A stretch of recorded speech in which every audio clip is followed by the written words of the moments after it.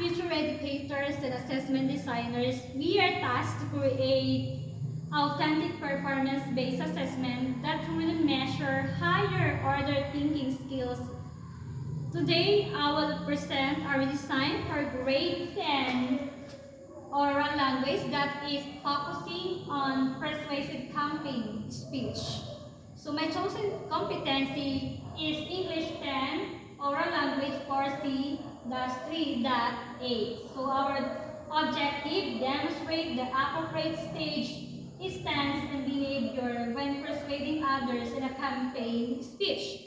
So this competency is not just speaking, but persuading with confidence, clarity, and authenticity. So let's break down the performance using the graphs. So what these graphs? Model. So we have our goal.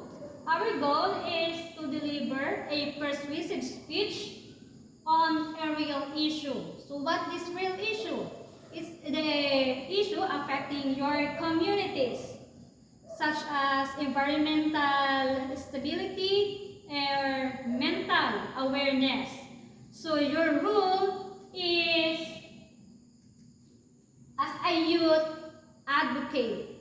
So as a youth advocate, you are speaking on behalf of your generations, presenting your stance with passions and credibility. That's your role as a youth advocate, representing the voice of the students. And now, for your audience, who are your audience? Your audience is your classmates, teachers, and simulated panels of community stakeholders. So the situation that we have is that community leaders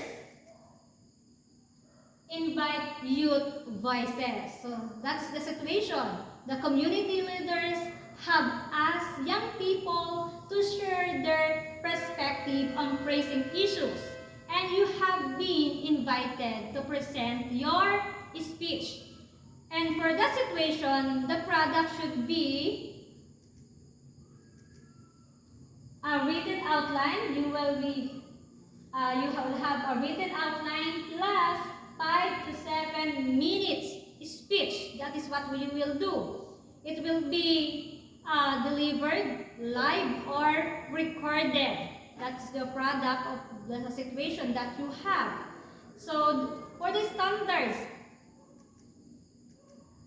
our standards is clear thesis, persuasive techniques, evidence, confident delivery, and correct language.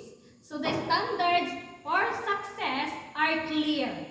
You have to organize your ideas logically, use persuasive techniques effectively, support your arguments with strong evidence, deliver confidently with appropriate voice and gesture, and use precise language with correct mechanics. So now let's look at the rubric. I have rubric here. Let's look at the rubric. And this is how your work will be assessed. We have the criteria, and the weight here is the total of criterion as a weight, and together the total of 100%, 30, 25, 20%, 15, 10, and the total is 100% of your analytic rubric. So let's go through them one by one. So I have here just like a pie. We have 30%, 25%, 20%, 15%, and 10%. So for 30%, we have content and organization. What is in the 30%? The way is 30% content and organization. To get the highest score, your speech must have clear and powerful thesis, flow logically, and include a strong introductions and conclusion. This is the largest weight, so focus here. So focus here in the content and organization that weigh 30%. And how about 25%? What criteria is this? Persuasive techniques. So in persuasive techniques, we have 25%. You need to use ethos or credible evidence, and pathos, your connection to the audience, and logos, effectively, we have a logical arguments. The more convincing and well-balanced your techniques, the higher your score. I repeat, the more convincing and well-balanced your techniques, the higher your score. You have 20%. How about 20%? In our 20%, we have the evidence and support. And the weight is 20%. So strong arguments need strong evidence. So use credible sources and integrate them smoothly into your speech. Now, for 15%, just look this, 15%, we have the delivery and presentation skills. And delivery and presentation skills, the weight is 15%. This is about your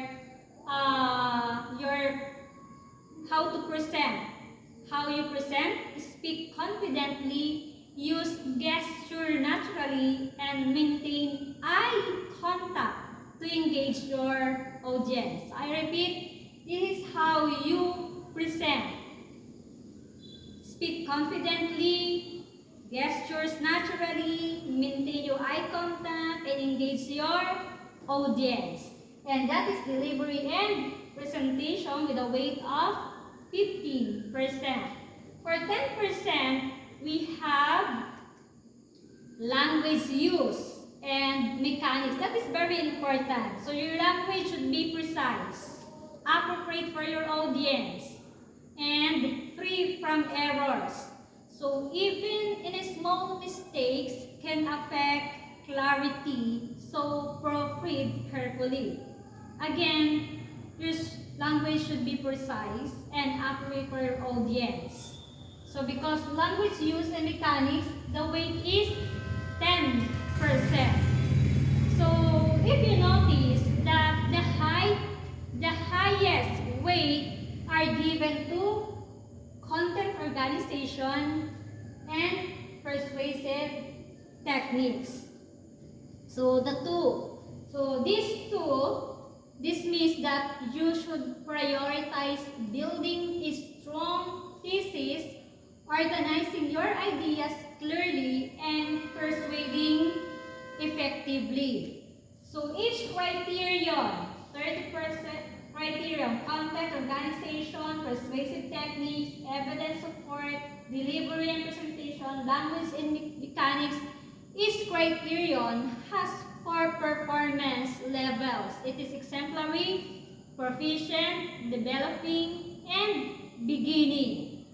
So now that you have seen the rubric, remember, it's more than a scoring tool. It's your guide. Again, this is not a scoring tool. This is your guide to success. Focus on content and persuasive techniques since they carry the most weight. But don't forget evidence, delivery, and language. So this task is authentic.